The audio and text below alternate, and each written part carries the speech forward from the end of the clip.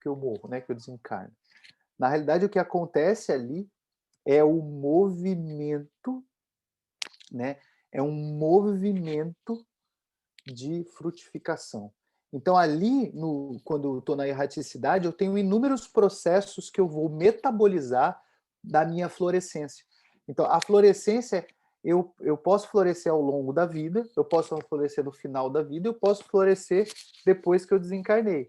Mas essa florescência é que vai gerar um fruto, que é o meu aprendizado. Então, por mais que eu tenha... Então, não existe, gente, essa ideia de existência perdida. Não existe. Ah, perdi minha existência. Deus não vai deixar. Deus não vai deixar. Você não vai impedir. Você pode ter cometido muitos equívocos, você pode ter feito algumas coisas inadequadas, mas o fruto é o aprendizado. Então, a florescência é quando você está produzindo, ao abrir da sua mente, né, o abrir da sua mente, e depois você frutifica no seu aprendizado. Então, esse é o que o André está vivendo, é esse fruto, é esse aprendizado. Então, ele passou ali uma vida com dificuldades, e a gente viu todo o aprendizado que ele teve no nosso lar, e a prova final, né, não foi isso? Foi o encontro com o Ernesto.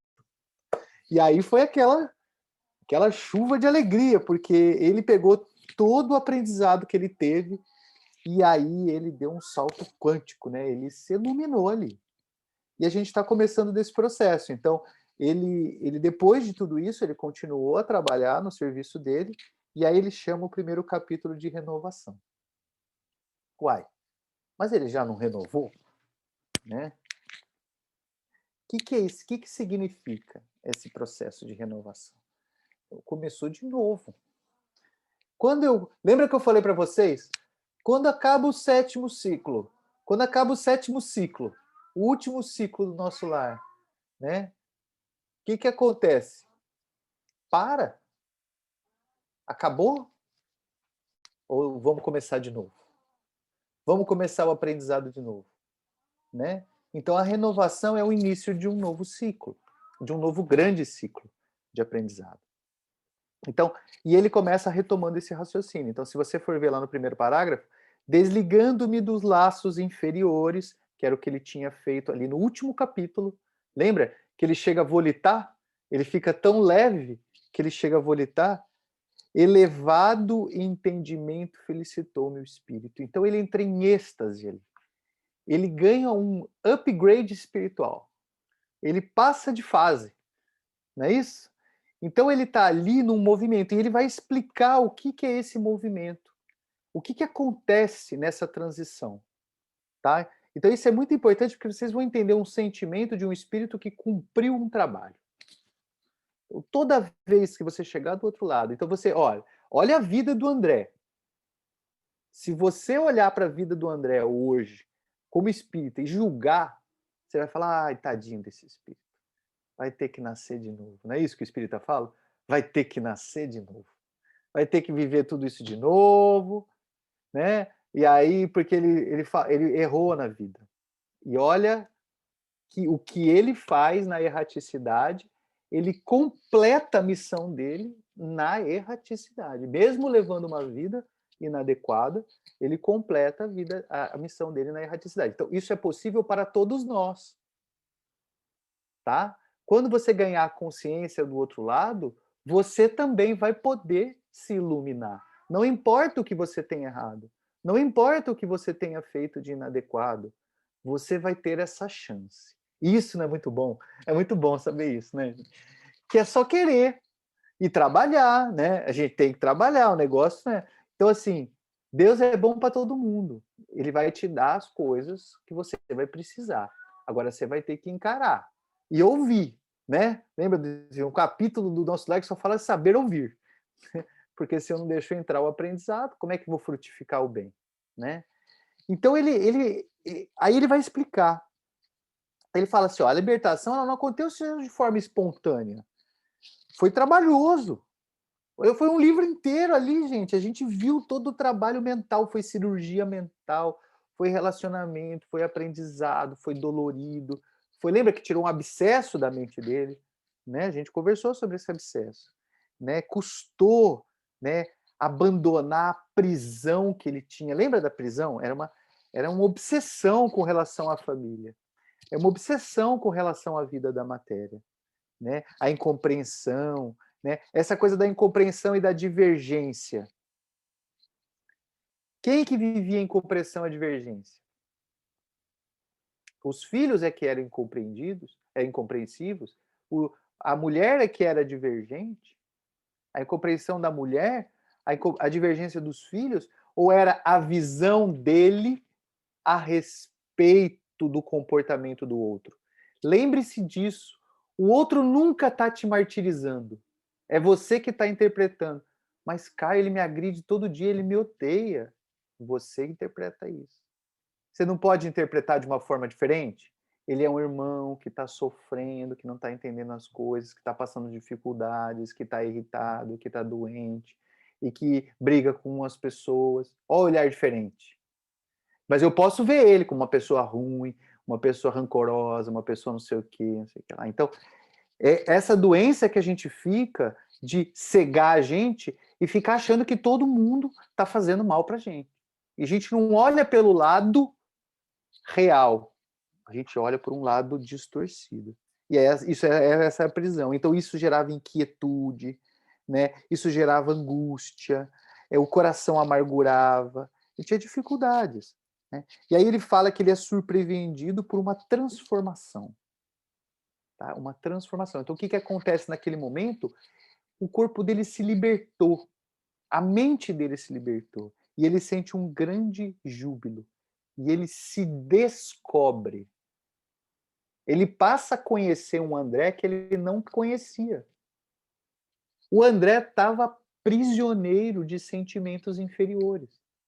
Prisioneiro de um sentimento da matéria. Então ele se libertou, ele viu, olha quem eu sou, olha o meu espírito. Olha o André como é. Então ele entra numa alegria, num júbilo, porque ele passa a se conhecer. Olha só a metáfora da concha. Ele estava lá, concha, preso, rastejando no lodo. E aí ele se liberta. Ele usa assim, ó, libertei-me, né? Olha o que acontece quando ele liberta. Expuser o organismo espiritual ao sol da bondade divina e comecei a ver mais alto, a longa distância. Então o que acontece quando eu liberto? Meu olhar não fica rastejante no chão. Eu tenho um olhar amplo de tudo. Olha lá. Cataloguei adversários na categoria de benfeitores. Olha a mudança do estado mental. Olha a liberdade. Então lembra da diferença? Ó, eu via o outro como incompreensão, como divergência, e agora como é que eu vejo o outro? Benfeitor. Mas o outro está me fazendo mal. Benfeitor. O mal é a grande escola. É a escola do sofrimento. Porque não é porque é que eu estou sofrendo e estou. Eu adoro sofrer porque eu aprendo. Eu entendi a minha relação com meus filhos, com a minha mulher, com o Ernesto. Eu entendi o meu movimento de perdão. Eu usei a minha inteligência para fazer o trabalho. Eu perdoei, eu amei, eu cuidei. E ele continua indo para casa.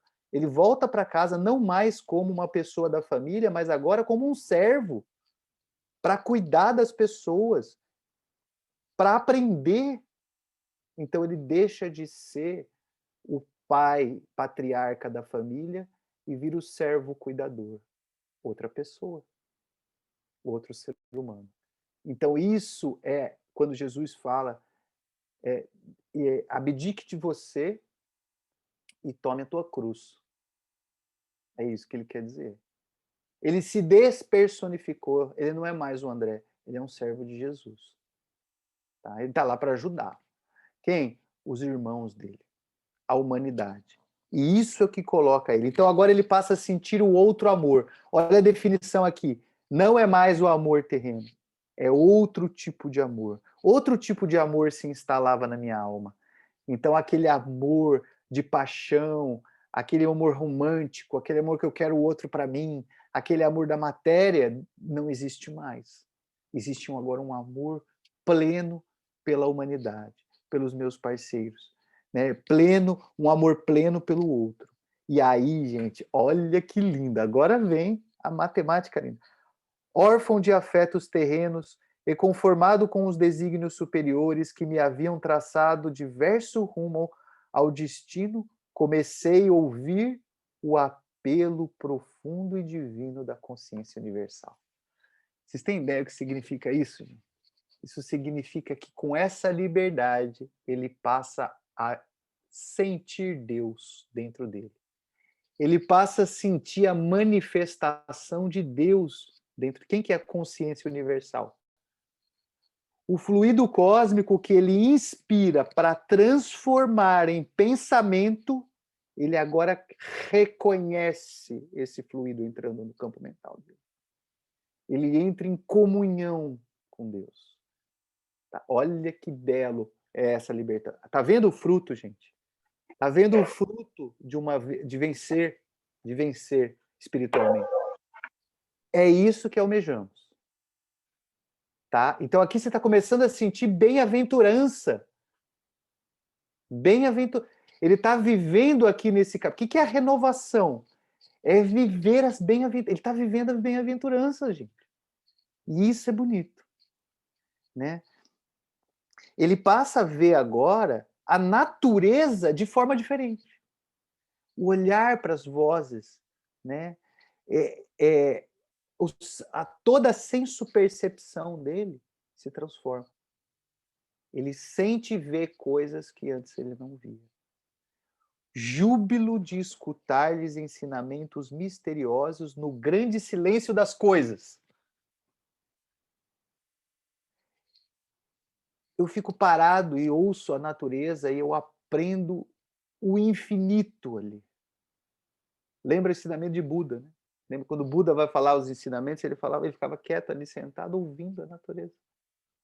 E ele via o lago andar, aprendia com o rio, aprendia com o pássaro, aprendia.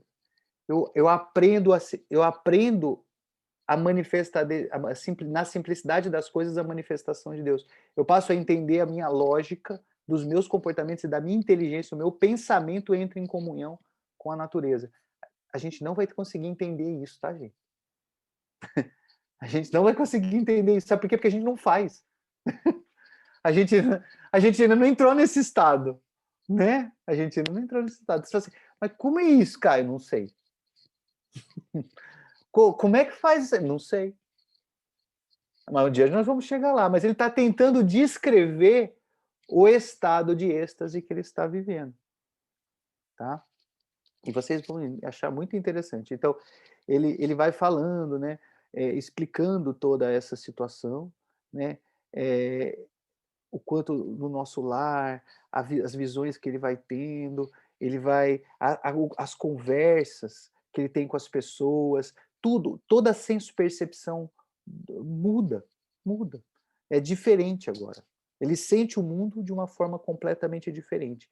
E isso é muito importante da gente entender, porque se fosse a gente nessa hora, o que a gente ia querer? Falar assim, cara, eu quero ficar assim para sempre. Deixa eu ficar assim para sempre, tá bom. Já entrei em comunhão, estou feliz, estou vivendo a bem-aventurança, está ótimo, estou alegre. Olha, me deixa assim, não mexe que tá bom. Todo mundo quer desencarnar e sentir isso e acabou, isso é o paraíso. Não é isso para gente? Tá? Às vezes vocês vão ver que a coisa não é bem por aí, não. Né?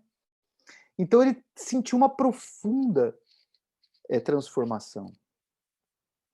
E aí a Narcisa vai explicar para ele. Né? A Narcisa vai falar assim, ó, isso se chama uma renovação mental. Tá? A sua mente entrou em renovação quando você se despiu de todos os problemas materiais que você teve ao longo de tantas vidas. Tá? Então, você tinha extremas dificuldades espirituais que assaltavam o seu coração. Elas aprisionavam o seu coração. Essas dificuldades, esses sentimentos, esses rancores, essas angústias que você sentia com relação aos outros, pessoas ao longo das tantas vidas que você teve, estavam te aprisionando. E você, com essa atitude altruísta que você teve para com essas pessoas, você libertou o seu coração, você abriu a chave e se livrou delas. Né? Olha que bonito isso. Lembre-se da meditação no Evangelho de Jesus. Sei que você experimenta intraduzível alegria em contato com a harmonia universal, após o abandono de suas criações caprichosas. Veja, quem cria o nosso mal? A gente. Não existe, a lei de causa e efeito, não é assim, ó, você fez errado e Deus foi lá e te puniu, ou você cavou as suas consequências. Você criou o seu pensamento. O pensamento que você criou te contaminou, te machucou, te criou angústia, te destruiu, te colocou todos os prejuízos que você tem, porque o pensamento é matéria. O pensamento cria. Na hora que você pensou, você criou. Entendeu? Então, na hora que você criou, você se aprisiona ou você se liberta. Então, o que aconteceu aqui? Ele passou a ter controle dos próprios pensamentos e passou a pensar no bem. Após abandono de suas criações caprichosas, mas reconheço que ao lado das rosas do júbilo, defrontando os novos caminhos que se desceram para a sua esperança, há espinhos de tédio. Olha o paraíso, olha o paraíso com o perigo que tem, ó. Espinhos de tédio nas margens velhas das velhas estradas inferiores que você vai deixando para trás. Então, você acabou de sair do mar revolto, você está lá na margem, você está aliviado, não estou mais afogado, não estou mais prisioneiro, me libertei. Cuidado, porque senão você vai entrar numa sensação meio estranha aí. A água vai ficar parada, você vai entrar em tédio, né? E é amargo o tédio. Seu coração é uma taça iluminada aos olhos do alvorecer divino, mas vazia de sentimentos do mundo. Quer dizer, ali ela estava, o seu coração, que é a sua taça, estava cheia de sentimentos mundanos, caprichosos, errados. O que aconteceu? Você se livrou deles, você limpou. E agora, o que tem no seu coração? Nada. Antes você tinha amor pela mulher, tinha lá seus filhos para cuidar. Você se separou desses sentimentos. E agora? Você está em contato com Deus. E aí? Está vazio. Está iluminado, mas está vazio. E isso é um problema. Vocês estão entendendo isso, gente? Isso se chama inércia, paralisia espiritual. Tá entendendo? Então, esse é o momento que ele está. É um momento de transição. É um momento de sair de um ciclo e entrar no outro. Se você fica parado entre os dois ciclos, você vai se sentir na inércia. Você agora precisa entrar no novo ciclo de aprendizado. Precisa plantar a nova semente para ela frutificar, né? Agora vai ser uma nova árvore, né? Vai ser uma nova árvore da vida, né?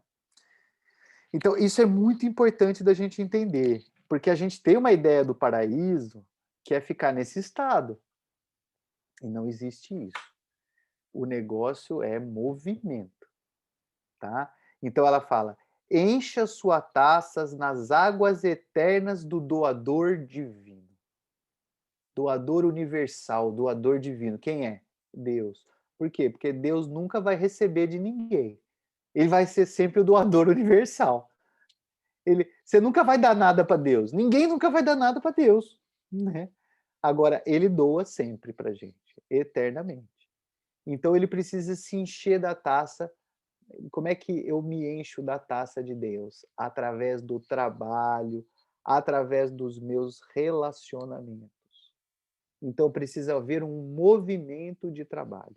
Aquele trabalho que ele estava fazendo no auxílio era um trabalho de recuperação para que ele conseguisse melhorar o cuidado dele com o Ernesto, resolver o problema dele com a família dele com o Ernesto. Ele não pertencia àquele ambiente.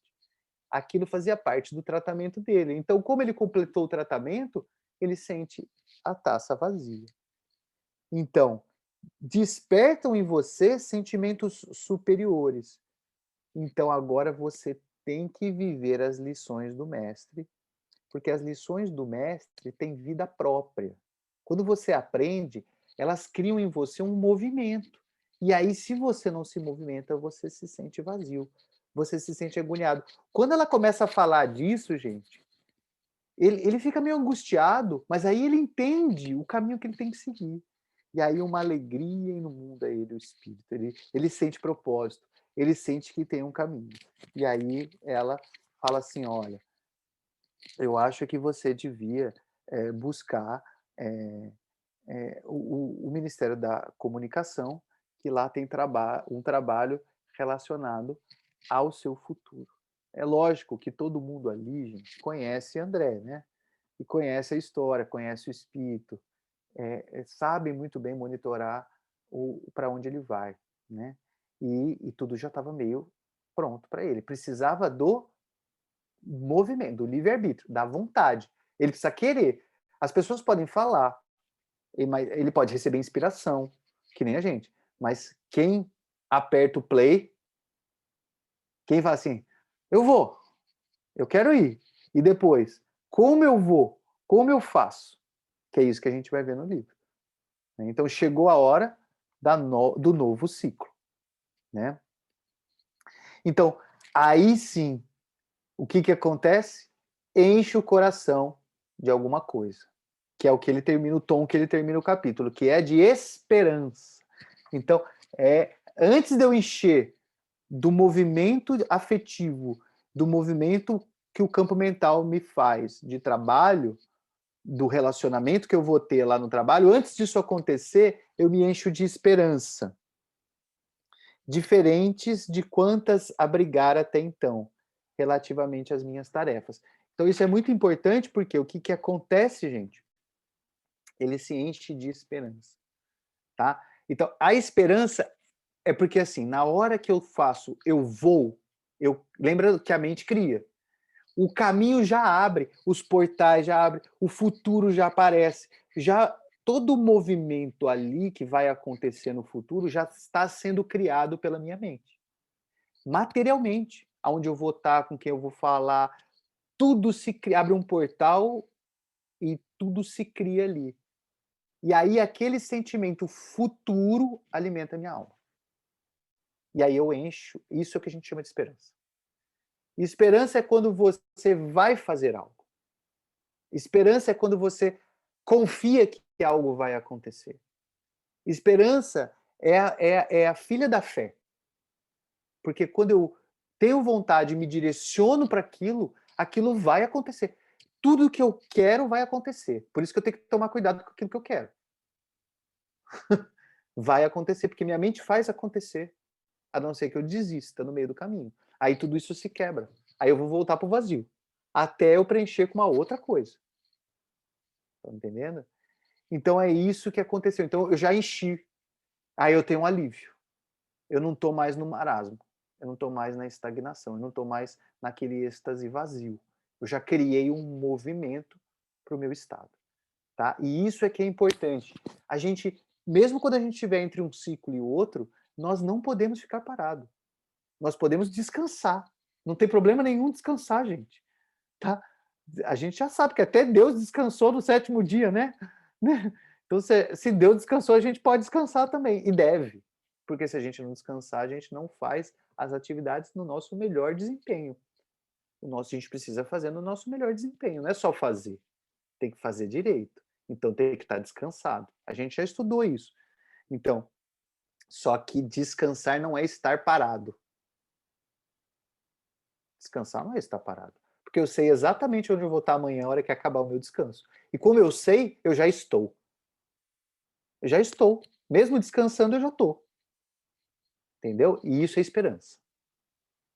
Estão entendendo? Então, assim, eu sei como é que vai ser a vida depois do Covid. Então, eu tenho esperança. Eu sei como é que vai ser a minha vida. Talvez eu não saiba detalhes, mas eu sei. Eu sei como é que vai estar o meu estado mental. Então, eu estou esperançoso, eu estou bem. Entendeu? Ah, eu não sei, eu tenho dúvidas. Eu vou esperar acabar o vício para definir para onde eu vou. Vou sentir vazio. Não vou sentir esperança. Vou sentir angústia. Aí quem me domina? O medo, a insegurança, a angústia e todas as coisas. Então aí ele vai conhecer o nosso amigo Aniceto. Alguém sabe o que significa Aniceto? Né? Lembra que o último grande mentor dele foi Clarencio, né? Que é a clarividência. Quem esclareceu, quem trouxe à luz a vida dele e fez ele entrar nesse estado. Qual que é o próximo mentor dele? Aniceto. Olha só quem é o Aniceto. O invencível. Tá? Grande capacidade de transformar conhecimento com clareza e paciência. Isso que significa Aniceto. Grande capacidade de transformar conhecimento com clareza e paciência. É o famoso professor. É o professor ideal. Você imagina uma pessoa que mastiga para você todo o conhecimento e te entrega com clareza e paciência. Então, quem é o Aniceto? É o grande professor. É o grande professor desse livro, né? Então é muito bonito, ele é apresentado ao Aniceto, né? E ele já começa a entender, né? O Tobias leva ele vai para a casa do Aniceto, né? É muito interessante.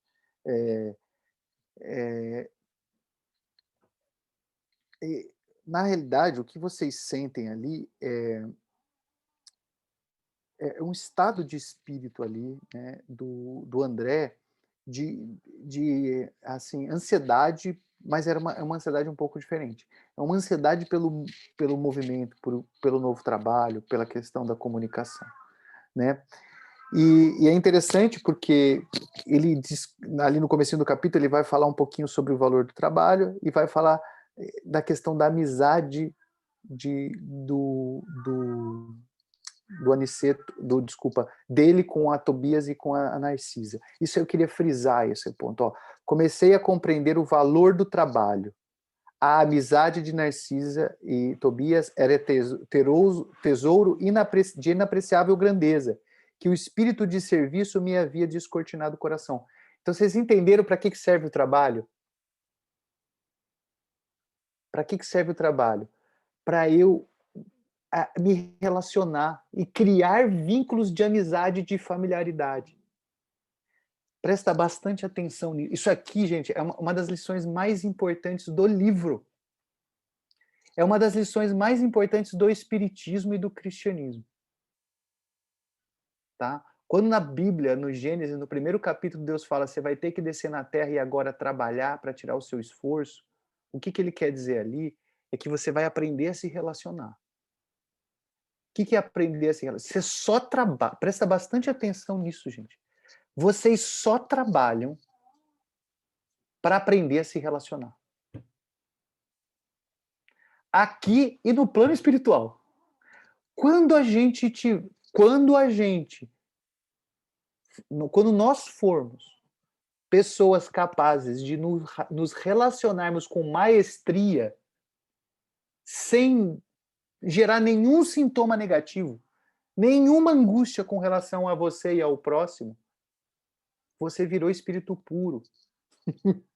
Você não precisa mais se relacionar, você já vai estar, você vai se relacionar com o universo inteiro automaticamente.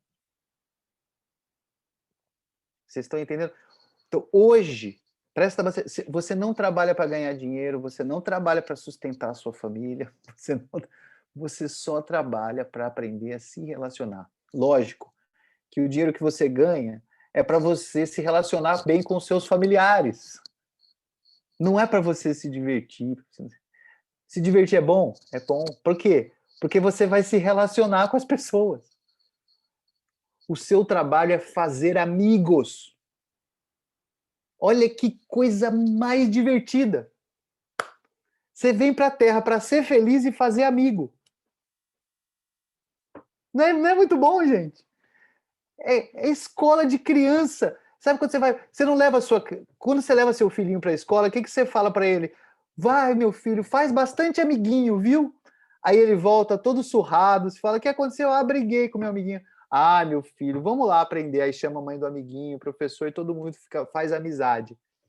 Deixa eu te explicar, você está nessa, igual o seu filho. E você volta arranhado toda a existência.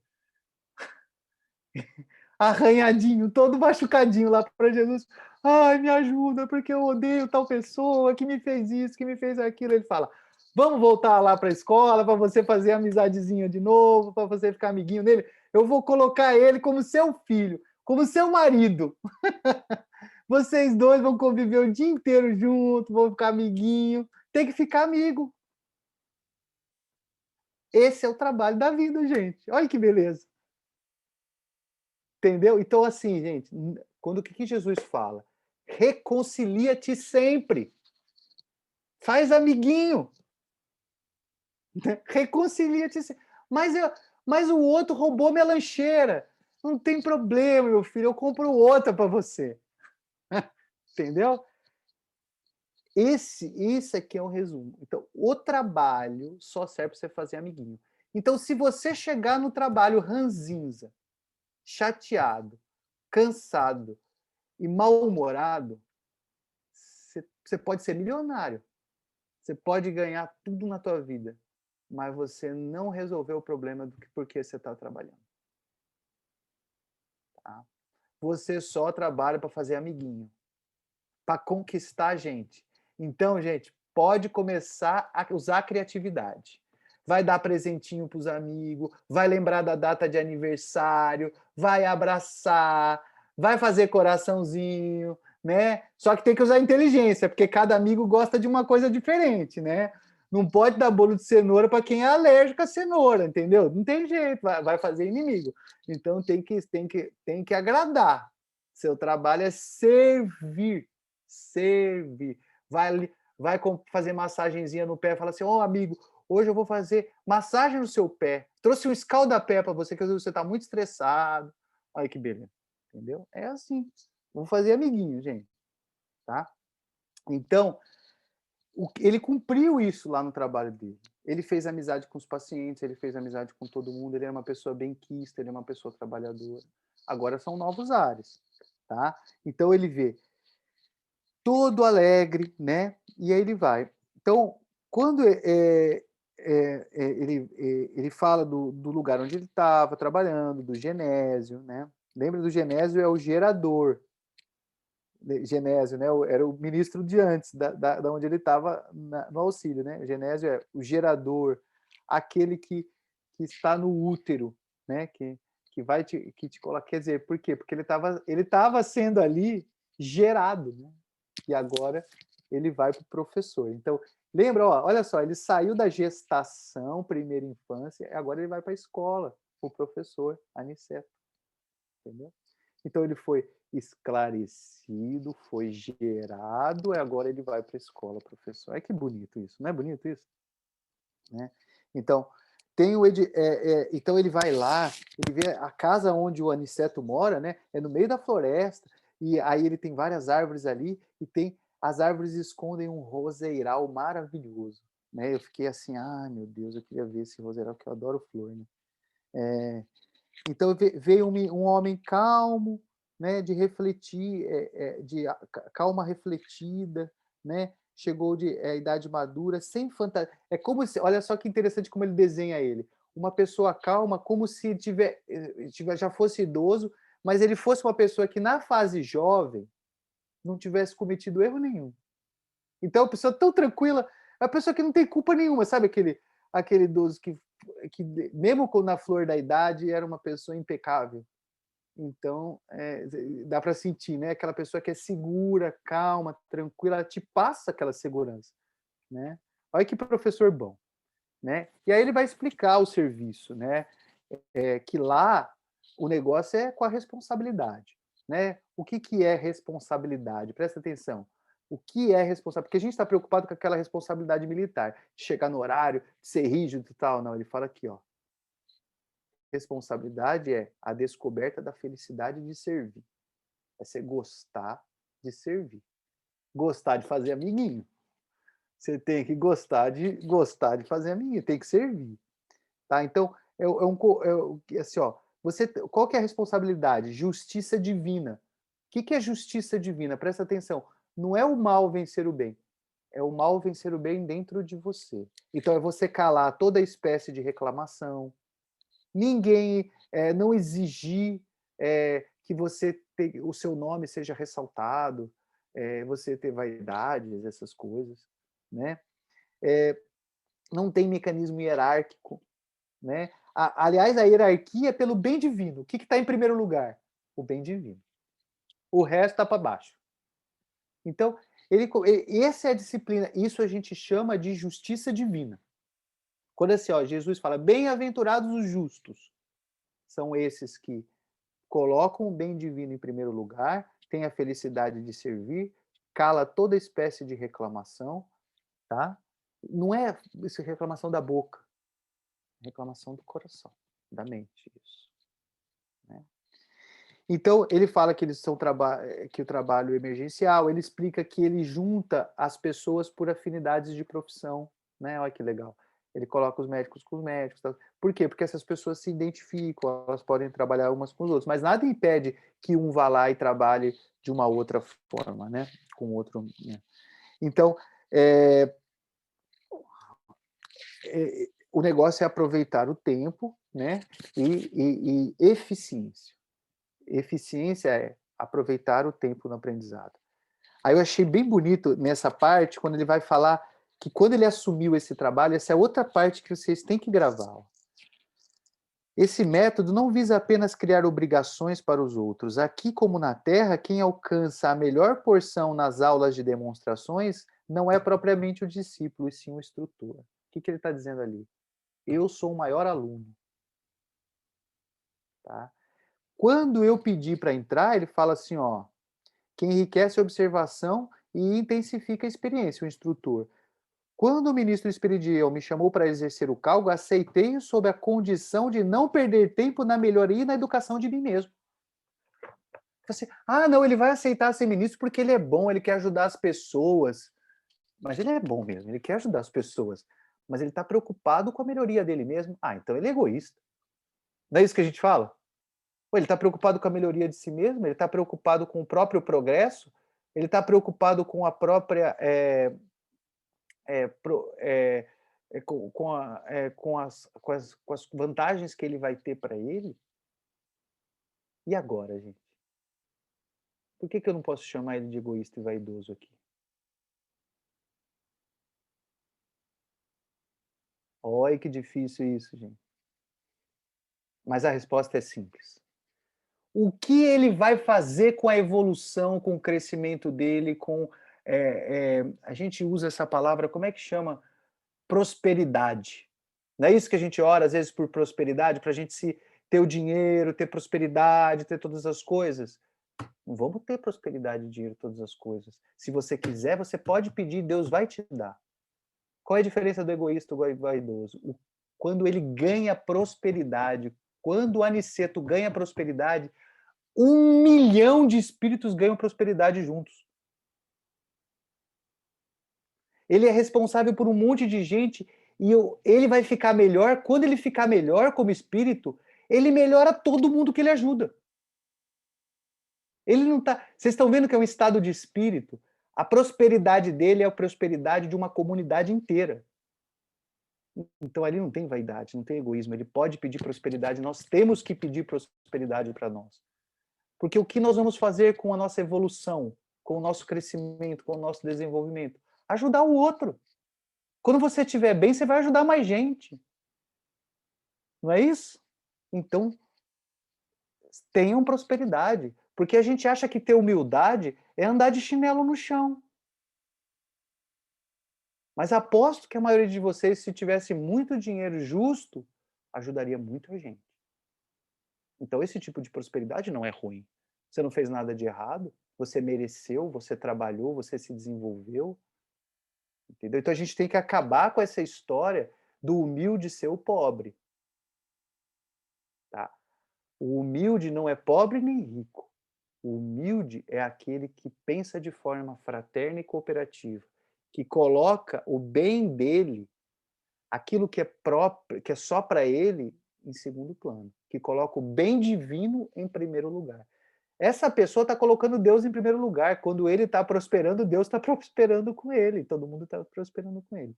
Conseguiram entender isso? Isso é maravilhoso, gente. E isso é conceito de vida.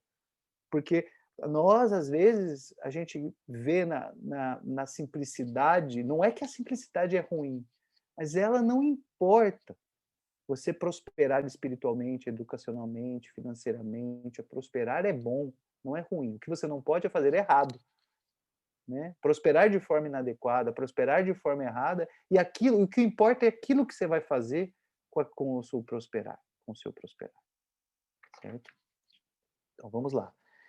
E aí, então, eles são encaminhados para ir no gabinete dos mensageiros, no capítulo seguinte, que é o capítulo 3, e ele chega lá deslumbrado. Ele já está deslumbrado porque ele já está no movimento, ele já sentiu quem vai ser o professor dele, ele já viu o local onde ele vai trabalhar, ele está vendo assim, a magnitude, e aí é muito interessante porque ele vai entender o que é o Ministério da Comunicação. Ele achou que o Ministério da Comunicação era um correio, né? Um correio. E aí, gente, eles entram em conceitos aqui maravilhosos, né? Quem trabalha lá são cartas vivas de socorro. Presta atenção, você já imaginou você ser a carta de socorro? Então eu vou te mandar uma carta, eu vou te escrever uma carta que vai te consolar. Vai te consolar. Eu vou ligar para você e vou te consolar. Eu vou chegar na sua vida e eu só saio quando você estiver bem. É diferente, né, gente? Isso é Jesus, né? Isso é Jesus, tá? Então, isso vai para todos os lugares. Os mensageiros que são chamados, então ele está conhecendo os mensageiros, não são pessoas que levam mensagens, são cartas vivas de amor. De quem? De Deus. Olha o aprendizado que você vai ter. Você vai ser Deus na vida das pessoas. Isso é a mensagem. Não é boa nova, não é a mensagem? Qual que é a boa nova mensagem? Deus na terra. Emanuel. Emanuel, Deus na terra. Emanuel significa Deus na terra. Essa é a mensagem, é Jesus. Então, quando você é um mensageiro, você é Jesus para aquela pessoa. Nossa, isso é maravilhoso. Quando ele viu que ele ia ser isso, ele falou assim: meu Deus do céu, é isso que eu pedi para Deus, eu quero ser isso, né? Então ele deslumbra, ele começa a entrar nesse mundo e ele fica vislumbrado. Né? Ele vê como é que funcionam as turmas de aprendizagem, ele está numa escola ali, as pessoas estão aprendendo e indo. E ele começa a aprender que não é só ir lá do plano superior, mais superior, para o plano inferior. Tem gente que sai como mensageiro encarnado, gente. Então eu vou encarnar e ser Deus na Terra, ser uma carta viva encarnado. Só que qual que é o problema de quando eu encarno? Eu esqueço tudo a lição, né? Eu sou preparado, mas na hora que eu encarno eu esqueço tudo. E aí é uma balança entre o meu passado e o meu presente. Geralmente o passado pesa um pouco mais, principalmente nas dificuldades. Então ele vai explicar que muitos falham. Mas isso é problema? Não, porque quando eu falho eu aprendo para na próxima vez para eu colher os frutos da minha falha. Porque senão fica muito depressivo. Ah, eu venci. A maior parte perde, não perde, ninguém perde. Tá? Ou eu aprendo porque eu fiz, ou eu aprendo porque eu errei. Qual que é o problema de eu errar? Eu erro. Eu sou imperfeito. Só existe um perfeito, que é Deus. E vou te dizer, nós vamos errar pro resto da eternidade. Olha que beleza. Porque a gente vai ser perfeito para sempre. A gente não vai ser imperfeito para sempre? Então nós vamos errar. Uai, não tem problema. Ah, mas eu podia ter feito melhor? Graças a Deus que você reconheceu isso. Porque quando você sabe que você podia ter feito melhor, você usou a sua inteligência. Você descobriu que você tem outras vias melhores de se trabalhar. E agora você vai ter a oportunidade de usá-las. Olha que beleza. Então, qual que é a vantagem de Deus? Não tem problema, meu filho. Faz de novo. Faz melhor agora. Até você ser tão perfeito que você não precisa mais encarnar. Agora você vai ser responsável pela encarnação dos outros. Você não vai parar, viu, filho? Fica tranquilo. Ah, mas eu sou imperfeito em coordenar os outros. Então fique perfeito nisso. Ah, mas quando eu for perfeito nisso? Ah, você vai coordenar agora um mundo inteiro. Ah, mas eu sou imperfeito nisso. Não tem problema. Aperfeiçoa e vai assim indefinidamente. E ele vai falar então dos médios e doutrinadores, né? Que é bonito, porque eles vêm para aprender a servir, eles vêm para aprender a ser mensageiros, os médios e doutrinadores, a mensageiros da mensagem divina. Mas e quando não dá certo? Não tem problema, vocês estão em aprendizado. Vai acertar um dia. Quem vencer? Vira exemplo. Ah, segue aquele que conseguiu. Ele sabe o caminho das pedras, vamos fazer igual. Aí vai todo mundo caminhando igual. Todo mundo. Não foi isso que aconteceu? Chico veio e conseguiu fazer direitinho. Ah, mas Chico é um espírito como todos nós. Mas ele mostrou, ele venceu, então a gente fala, ah, é por aqui, vamos fazer parecido. Aí vai um monte de espírito chegar e vai fazer igual o Chico. Ué. E o outro vez, ah, o Divaldo tá conseguindo, tá fazendo, ó, vamos fazer igual a ele. Vai todo mundo vai segue igual a ele, né? Aí não deu certo, não tem problema. Aonde que eu posso fazer melhor? E vamos embora, entendeu? Então é isso que é bonito, tá? Então o serviço legítimo não é fantasia. Essa frase ficou linda, não é fantasia. O serviço, o serviço é criação mental. Criação mental é matéria, não é fantasia. Parem de achar que pensamento é uma criação, é uma fantasia. Não existe. Pensou, criou. Eu posso apagar se eu quiser. Aí eu oro e eu apago. Não é isso? Então, quando os mensageiros se esquecem do espírito missionário e da dedicação aos semelhantes, costumam transformar-se em instrumentos inúteis. Por quê? Porque eles enchem o coração das angústias e das dificuldades. Aí eles se apagam a luz. E aí tem que aprender de novo a voltar a acender. Então, há médios e mediunidade, doutrinadores e doutrina, como existe enxadas e trabalhadores. E depois ele fala, não adianta a enxada ser maravilhosa se o trabalhador não sabe manejar a enxada. Tá entendendo? Então, ele explica que o problema ali é o coração do trabalho, que é o ser humano que está trabalhando. Então, na seara, o problema é o coração dos indivíduos, que nós estamos em treinamento, né? Então, a expressão mediúnica pode ser riquíssima. Então, assim, tudo ali pode chegar num valor maravilhoso, como aconteceu com o Chico, né? Então, ele fica surpreendido com esse tipo de movimento, com esse tipo de teoria, né? E ele vai falando assim, ó, poderia você admitir que as obras do bem estivessem circunscritas a simples operações automáticas? Você acha que é o ser humano chegar só e esperar que acontece? Ou deixar que o automatismo? Não, gente. Temos que trabalhar a inteligência. O nosso trabalho é aprender a organizar a nossa vida, aprender a organizar tudo que nos cerca, aprender a organizar as nossas vontades, as nossas decisões para o bem. Então, e ele fala assim, você pode ficar de joelho, orar e esperar que as coisas vão acontecer. Isso não é ruim, mas isso não vai resolver o problema. Tá? Então, a genuflexão não soluciona as questões fundamentais do espírito, nem a mera adoração à divindade, nem a mera adoração à divindade constitui a máxima edificação. Em verdade, todo ato humilde de amor é respeitável e santo. Incontestavelmente, o Senhor nos concederá suas bênçãos. No entanto, é imprescindível considerar que a manutenção e limpeza do vaso, que é o coração, para recolhê-las é dever nos assiste. É o dever que nos assiste. Nos preparamos, pois, neste centro, simples postalistas, mas espíritos que se transformam em cartas vivas de Jesus para a humanidade encarnada. Então, todos nós fizemos escolinha lá no nosso lar, senão a gente não estava morando aqui no Rio de Janeiro. Está falando de nós. Tá? Olha que beleza. Né? Mas não tem problema. Raros triunfam, ele explica, né? Por causa do pretérito, deformaram as personalidades, tal. É a gente aprendendo, é escola. Não adianta ficar, ah, não. Vamos fazer o melhor. Vamos dar o melhor de nós. Depois nós vamos colher o que foi bom e o que não foi bom. O que não foi bom a gente aprende. O que foi bom a gente vira exemplo. Ótimo. E vamos embora. Para nós mesmos e para os outros. Tá?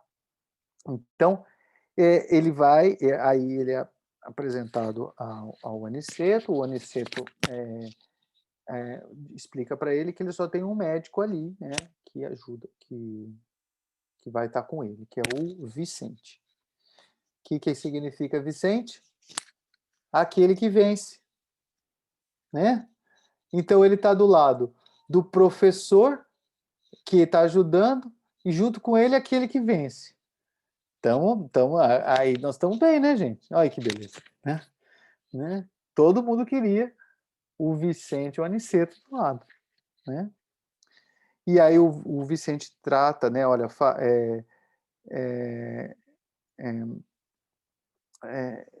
o Vicente, ele trata ele super bem, né?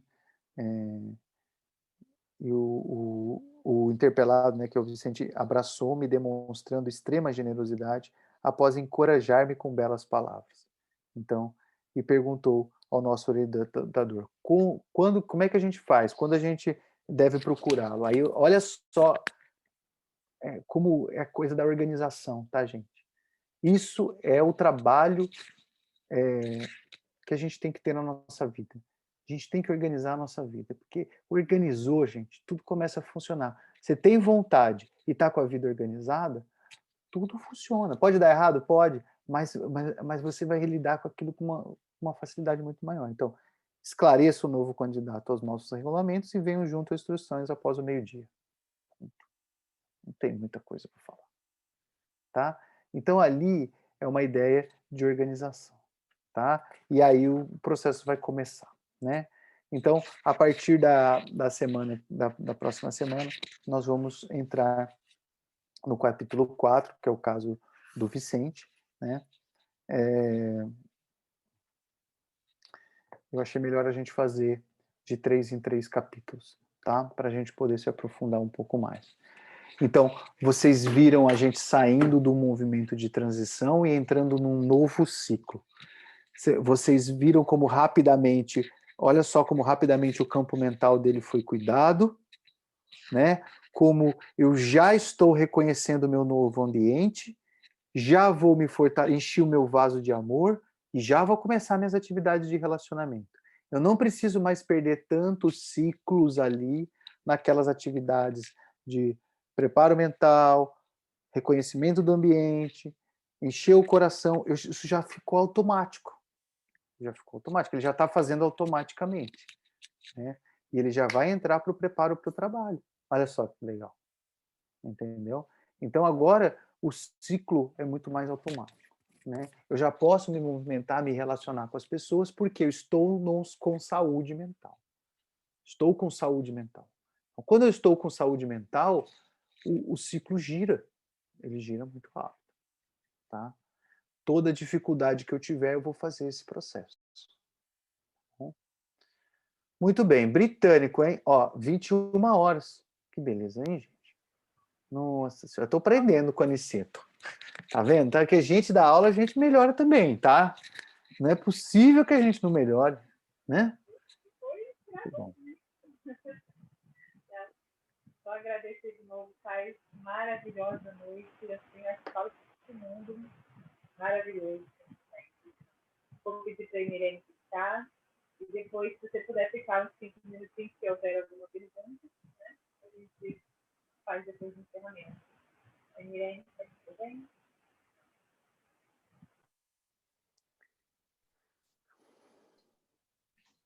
Na verdade, eu leio o livro e fico procurando as coisas lindas que ele vai falar. Isso não é lindo? Eu realmente procuro, falo, isso aqui é lindo, mas ele acha muito mais coisas lindas do que eu. Eu fico lendo, falo, vou passando certas coisas, falo, isso aqui deve ser muito interessante. Mas quando chego aqui, tem muitas outras coisas mais lindas, mais interessantes. É muito legal. Eu vou lendo e falo, isso aqui é lindo. Isso é, mas tem coisas que você passa, nem percebe. E é muito. Aí você vai, quando a gente lê junto, eu vejo coisas muito mais interessantes. E é muito lindo, sim. E quero agradecer mais uma vez a presença do Caio aqui, nos mostrando essa beleza e nos ensinando a ver na vida da gente toda essa oportunidade que nós temos de crescimento, de aprendizado, e não de derrota, achar que não conseguimos fazer. Temos tantas vidas ainda pela frente, quantas vidas já passamos atrás, e temos coisas para aprender, e a gente aprende, não se aborreçam, não aprendi agora, aprendo depois, tenho muito boa vontade. Isso é uma coisa linda que eu acho. Eu acho que nessa oportunidade de nós caminharmos por um outro olhar, uma vida diferente, um livro diferente, com uma outra, é muito interessante. Eu já li uma parte desse livro porque eu achei muito interessante a questão da prática. Obrigada. Muito obrigada ao Caio, muito obrigada aos amigos que aqui estão, muito obrigada à oportunidade que nós temos de estarmos juntos, que isso seja realmente uma orientação de Deus, que possamos agradecer essa grande oportunidade. Essa é a presença de Deus, eu acredito muito, e espero que a gente possa, muitas e muitas vezes, agradecer essa presença, esse sentimento e esse esclarecimento desse trabalho que estamos desenvolvendo aqui. Que trabalho maravilhoso! Eu acho muito um crescimento muito grande, um esclarecimento muito maior. Muito obrigada. Que assim seja. Agradeço a todos, agradeço à nossa casa, essa oportunidade de estarmos juntos. Muito obrigada e quero que todos se sintam abraçados e abençoados, porque assim a gente vê como é lindo realmente. Que assim seja, Senhor. Que possamos continuar entendendo as belezas da nossa caminhada, e não agruras, somente agruras. Belezas, sim. Que assim seja, Senhor. Muito obrigada. Paz para todos, luz para todos e saúde para todos. Que assim seja. Assim seja. Obrigada por esta noite. Mirene, a gente pode dizer que o Caio é o nosso Clarencio, então, né? Vixe, Maria, tá longe. Tá longe. Podemos. Um dia a gente chega lá, né? Extremamente. Nosso Clarencio. Está pondo em prática a lição direitinho, Caio. Tô me redimindo, tô me redimindo.